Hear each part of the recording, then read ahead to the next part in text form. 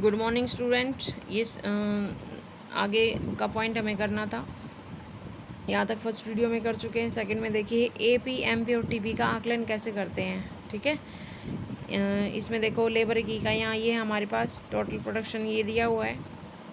तो एवरेज कैसे निकाला था हमें, टीपी बाय एल। ठीक है, ये हमारा एवरेज आ गया। एमपी कैसे निकालेंगे भाई, एमपी निकालेंगे टीपी एन माइनस टीपी। ठीक है, ऊपर वाली इकाई में से नीचे वाली माइनस करके, तो ऊपर वाली क्या हमारे पास दी नहीं हुई, 0 है।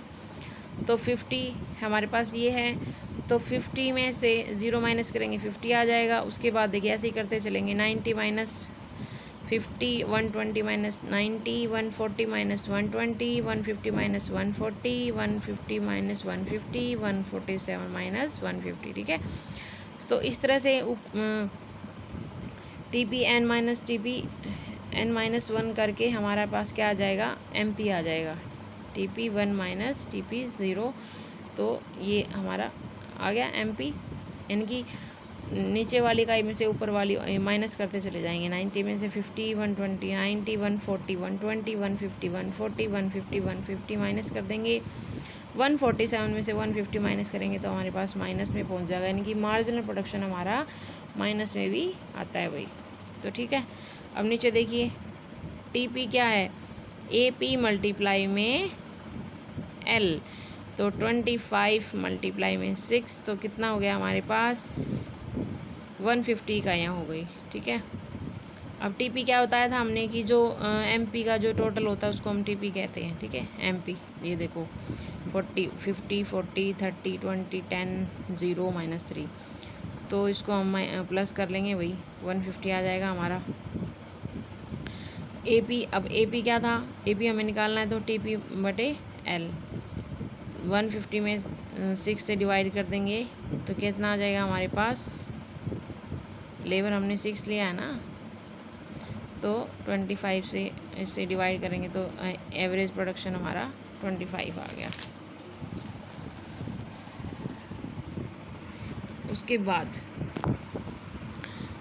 बाद निकाला भैया हमने MP, TP N minus TP N minus 1, TP 6 इकाई लिया है, तो फिफ्थ में से 6 में से फिफ्थ माइनस करेंगे तो फिफ्थ हमारी थी 150 माइनस 150, तो 0 आ गया यहाँ पर। जब श्रम की 7 इकाइयों को लगाया जाता है, जब TP is equal to AP multiply L. ठीक है, अब देखो पीछे तो 6 था, अब यहाँ पे हमने लेबर चेंज कर दिया भाई, 21 माइनस मल्टीप्लाई 7, तो हमारा प्रोडक्शन कितना हो गया, 147। ठीक है, तो अब टोटल निकाल लेंगे जो हमारे पास एमपी था, टोटल 7 इकाइयाँ ले ली हमने, 1 2 3 4 5 6 7। ठीक है, तो हमारा इतना कितना आ गया, 147। ओके, तो ये देखिए निकालेंगे AP TP upon L, 147 by 7, 21, TP N minus TP N minus 1। ठीक है, 7 में से 6 माइनस कर देंगे तो हमारे पास -3 इकाइयाँ आ गई। ठीक है, उसके बाद देखिए नेगेटिव एमपी, ऋणात्मक सीमांत।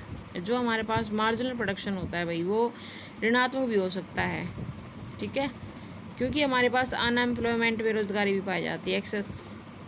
कुछ जैसे लेबर ऐसे होते हैं ना कि हमें ज़रूरत नहीं है उनकी, लेकिन वो जब भी लगे रहते हैं तो उनसे हमारी क्या होगी, लेबर अनएम्प्लॉयमेंट, बेरोजगारी होती है। तो इसमें क्या है कि देखो समझिए, कुछ अवस्थाओं में सीमांत उत्पादन ऋणात्मक हो सकता है, विशेषकर उन अवस्थाओं में जब अत्यधिक रोजगार, एक्सेसिव एम्प्लॉयमेंट, डिस्गाइज्ड अनएम्प्लॉयमेंट हो, जैसा कि भारत में कुछ सार्वजनिक उद्योगों में है।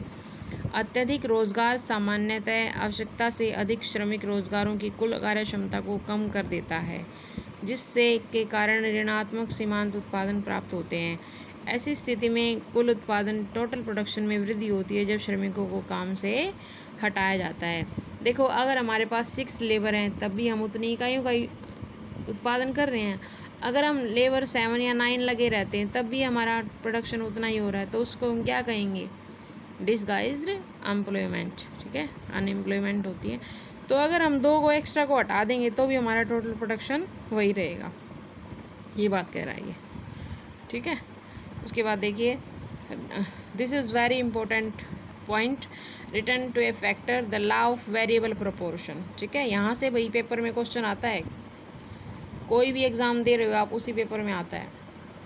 MP टेट है, एच टेट है, नेट का एग्ज़ाम है, 12th का तो है ही भैया सिलेबस, 12th में तो आता ही आता है। यहाँ से क्वेश्चन ये कह रहा है कि जो हमारे पास लैंड है वो एक स्थिर कारक है, लेकिन श्रम हमारे पास परिवर्तनशील कारक है। ठीक है, कोई किसान उसको गेहूं का उत्पादन कर रहा है, लेकिन भूमि तो एक स्थिर है। श्रम का अधिक मात्रा में प्रयोग करके वह किसान गेहूं की अधिक मात्रा का उत्पादन कर सकता है।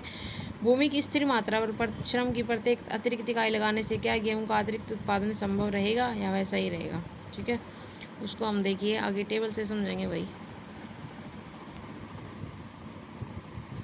परिवर्तनशील अनुपात यह बतलाता है कि स्थिर कारक के साथ परिवर्तनशील कारक की अधिक इकाइयों को जैसे से प्रयोग किया जाता है। एक अवस्था ऐसी आती है जब परिवर्तनशील कारक का सीमांत उत्पादन गिरना शुरू हो जाता है। ठीक है, ये क्या कह रहा है, देखो हम क्या करते हैं, लैंड पर हमने 5 लेबर यूज़ की पहले, फिर हम 6, फिर 7, फिर 8, फिर 9 लेबर बढ़ा दिया, ज़्यादा उत्पादन चाहिए इसलिए।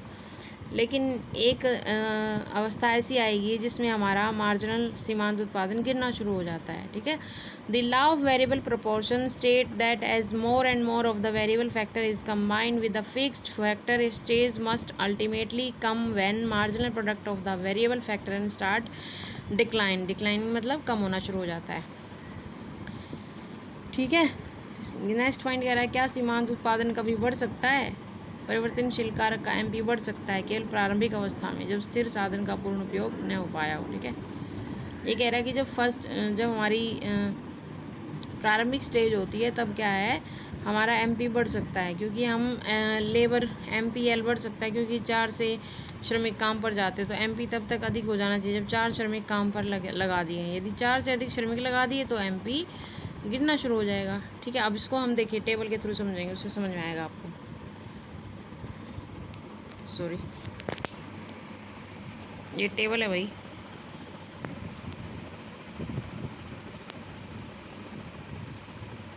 परिवर्तनशील अनुपात का नियम, बढ़ते प्रतिफल, ह्रासमान और ऋणात्मक प्रतिफल।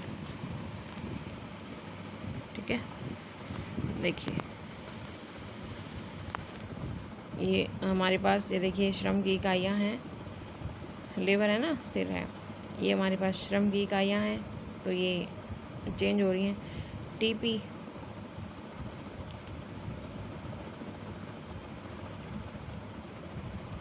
इतना दिया हुआ हमारे पास 2, 5, 9, 12, 14, 15, 15, 14। ठीक है, देखो पहले TP क्या है, बढ़ रहा है बढ़ रहा है बढ़ रहा है बढ़ रहा है, फिर घटना शुरू हो जाता है। उसके बाद MP देखिए प्रारंभिक अवस्था में बढ़ेगा 2 से 3, 3 से 4, फिर 3 आ गया, 2 आ गया। ठीक है, 1, 0, -1। ठीक है, MP पता है ना आपको कैसे निकालते हैं, TPN - TP1। देखो 5 में से 2 गया, पहले वाला तो 2 में से 0 माइनस करेंगे तो 2 ही रहेगा, फिर 5 में से 2 माइनस करेंगे तो 3 आ जाएगा हमारे पास, फिर 9 में से 5, 12 में से 9, इस तरह हम अपना निकाल लेंगे MP। ठीक है, तो पहले सीमांत उत्पादन बढ़ रहा है, फिर सीमांत उत्पादन का ह्रासमान प्रतिफल यानी कि थोड़ा घटना शुरू हो जाता, फिर हमें थर्ड स्टेज पर ऋणात्मक स्थिति आ जाती है हमारी। ठीक है, ये वही नोट दिया हुआ है साइड में, ये वही है टेबल। पहले TP बढ़ती इधर से बढ़ रहा है 3 से 4, फिर MP क्या होता है 3, 2, 1 में घटना शुरू हो जाता है, जो हमारी सेकंड अवस्था है, सेकंड स्टेज है जो हमारी, उसमें TP 3, 2, 1 होना शुरू हो जाता है। फिर 4 से 3, फिर 3 से 2 इकाई शून्य हो जाती है तो MP शून्य हो जाता है, TP अधिकतम रहता है। MP ऋणात्मक होता है तब TP गिरना शुरू हो जाता है। ठीक है, देखो जब हमारा MP ऋणात्मक है तो TP भी हमारा 15 से 14 गिरना शुरू हो गया। ओके,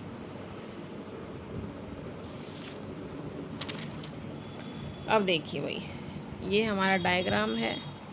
ठीक है, इसको देखो बनाते कैसे, मैं आपको साइड में बना के दिखा देती हूँ।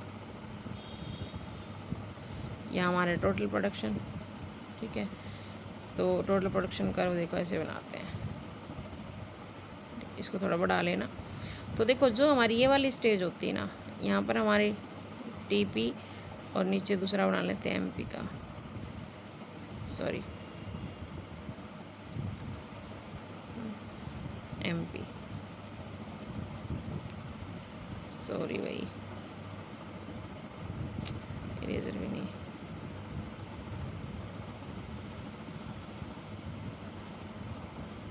देखो ये बढ़ रहा है तो ये बढ़ेगा, ठीक है, पहले, फिर उसके बाद ये धीरे धीरे गिरना शुरू हो जाता है। तो जो हमारी ये वाली स्टेज होती है ना, जब ये अधिकतम होता है तो इसको हम शून्य दिखाते हैं। ये वाली लाइन आएगी बीच में, ये काटा देना, ठीक है। तो ये देखो, और जब ये नीचे गिरता है तो जब हमारा ऋणात्मक होता है तो ये भी हमारा गिरने जाता है। इसे देख लीजिए आप, ये हमारा है टोटल प्रोडक्शन, ठीक है। ये हमारी टोटल प्रोडक्शन की कर्व है। ये हमारी फर्स्ट स्टेज है एल पॉइंट तक, उसके बाद ये हमारी सेकंड स्टेज है, उसके बाद ये हमारी थर्ड स्टेज है। Okay, law of variable proportion, increase returns, diminishing and negative returns. इसमें तीन स्टेज दिखाई गई इसमें। फर्स्ट देखो ये है, ये सेकंड है, ये थर्ड है, ठीक है। तो फर्स्ट स्टेज में देखो क्या है, दोनों चीज़ बढ़ रही हैं, टीपीवी और एमपीवी। सेकंड स्टेज में क्या है, ये थोड़ा थोड़ा गिरना शुरू हो जाता है, लेकिन जब ये अपने अधिकतम स्तर पर होता है तो एमपी हमारा क्या होता है, 0 होता है। ये पॉइंट ध्यान रखना भाई, ये पॉइंट एग्ज़ाम में पूछा जाता है स्पेशली। जब टीपी अपने अधिक स्तर पर होता है, जब टीपी अपने अधिकतम स्तर पर होता है तो हमारा एमपी का स्लोप क्या होगा, एमपी का स्लोप क्या होगा, 0। और जब टीपी गिरना शुरू हो जाता है तो हमारी एमपी ऋणात्मक स्टेज में आ जाती है, ठीक है। टेबल में किया था ना जब एमपी ऋणात्मक होता है तो टीपी 15 से 14 हो जाती है, तो ये वही है, घटती दर से बढ़ना शुरू हो जाता है फिर। तो देखिए इसमें एक क्वेश्चन और पूछा जाता है भाई, जो कंज्यूमर है उसकी जो है वो कहाँ पर सेटिस्फाइड होता है, कौन सी स्टेज में होता है, तो सेकंड स्टेज में सेटिस्फाइड होता है भाई वो, ठीक है, क्योंकि उसका टोटल प्रोडक्शन अधिकतम यहाँ पे हो रहा है और एमपी हमारा 0 है, तो इस वाली स्टेज में सेटिस्फैक्शन होता है उसको, ठीक है। थर्ड में नहीं होता है, थर्ड में तो हम नेगेटिव में चले जाते हैं। उसके बाद देखिए 3 है, स्थिर कारकों का पूर्ण उपयोग करके, परिवर्तनशील कारक में कुशलता में वृद्धि करके, कारकों में उचित समन्वय करके। ये कह रहा है कि causes of increase returns to factor, increase returns to factor कैसे ले सकते हैं हम। कह रहा है कि full utilization the fixed factor, जो फिक्स्ड फैक्टर है उसका फुल यूज़ करके, ठीक है। कह रहे प्रारंभ उत्पादन के स्थिर कारक का जैसे मशीन का प्रयोग होता है, पूर्ण उपयोग के लिए परिवर्तनशील कारक श्रमिक अधिक आवश्यकता होती है, इसलिए प्रारंभ जब स्थिर कारक का प्रयोग होता है तो परिवर्तनशील कारक की अतिरिक्त इकाइयों का प्रयोग करके उत्पादन में वृद्धि कर सकते हैं, ठीक है। तो फर्स्ट स्टेज में क्या है भी, अतिरिक्त इकाइयों का यूज़ करके हम कुल उत्पादन में वृद्धि कर सकते हैं। इनकी लेबर को 5 से 6 करके बढ़ा देते हैं, और तो हम उसका लेबर तो फिक्स रहेगी हमारी, तो स्थिर कारकों का यूज़ करके हम ज़्यादा प्रोडक्शन कर सकते हैं। सेकंड देखिए, परिवर्तनशील कार्य कुशलता में वृद्धि, श्रम की अतिरिक्त इकाई का प्रयोग करने से प्रोसेस बेस्ड का श्रम विभाजन संभव होता है, इसलिए फलस्वरूप उस कारक की कुशलता में तो सीमांत उत्पादन बढ़ जाता है। ज़्यादा इकाई यूज़ करके हम तो सीमांत उत्पादन को बढ़ा सकते हैं। फिर देखिए उचित समन्वय, better coordination between the factor, दोनों लेबर और कैपिटल के बीच बेटर कोऑर्डिनेशन करके भी हम अपना प्रोडक्शन को बढ़ा सकते हैं। उसके बाद देखिए causes of diminishing return to a factor, ह्रासमान प्रतिफल के कारण क्या हैं। कारकों की फर्स्ट रीजन हमारा कारकों की स्थिरता, घटते प्रतिफल के नियम लागू होने का मुख्य कारण क्या है, जैसे जैसे परिवर्तनशील इकाई अधिक इकाइयों का यूज़ करेंगे वैसे वैसे स्थिर कारक सारे प्रयोग में लाए जा सकते हैं, लेकिन परिवर्तनशील कारक का अधिक प्रयोग होता है, इसके कारण परिवर्तनशील कारकों की दक्षता में कमी आएगी, तो हमारा ह्रासमान प्रतिफल का नियम लागू हो जाता है, ठीक है। उसके बाद देखिए भाई अपूर्ण कारक स्थानांतरता, इम्परफेक्ट फैक्टर सुटेबिलिटी, उत्पादन के कारक एक दूसरे के अपूर्ण प्रतिस्थापन है, जैसे जैसे अधिक इकाइयों का प्रयोग करेंगे पूंजी के लिए निरंतर प्रयोग नहीं किया जा सकता, इसलिए परिवर्तनशील कारकों का घटता प्रतिफल असंभाव्य है, ठीक है। कितनी हम कैपिटल लगाएंगे, एक स्टेज में तो ऐसा आएगा ना कि भाई हम अपनी कैपिटल को थोड़ा सेफ भी रखेंगे, क्योंकि हमें देखना है कि भाई हमारी वेस्ट ना हो जाए कैपिटल। कारकों की कम समन्वयता, poor condition between the factor, स्थिर कारक के साथ परिवर्तनशील कारक के निरंतर बढ़ते प्रयोग के कारण आदर्श कारक अनुपात आइडियल फैक्टर रेशो नहीं रह पाता, इसके फलस्वरूप परिवर्तनशील कारक स्थिर कारक का उचित समन्वय नहीं रह पाता है, परिवर्तनशील उत्पाद का सीमांत उत्पादन कम हो जाता है, जब दोनों का कोऑर्डिनेशन सही नहीं होता है, ठीक है। हो सकता है कई बार हम लेबर ज़्यादा लगा दें, हमें उतनी प्रोडक्शन ना हो, तो वो क्या हो जाएगा, पुअर कोऑर्डिनेशन है भाई। तो इसलिए हमारा ये घटते प्रतिफल का नियम लागू होता है, परिवर्तनशील कारक सीमांत उत्पादन कम होने लगता है। यहाँ पर वही चैप्टर कंप्लीट हो गया है, इसके कल देखेंगे, क्वेश्चन करेंगे फिर, ठीक है। तो भाई वीडियो को लाइक एंड शेयर कीजिएगा। मैं पूरा सिलेबस आपको करवा रही हूँ 11th-12th का। और अगर आपको कोई टॉपिक BA का, MA का, कोई भी अगर आपको टॉपिक पढ़ना है तो मुझे व्हाट्सएप में आप लिंक पर भेज दीजिएगा, मैं आपको करवा दूँगी, ठीक है।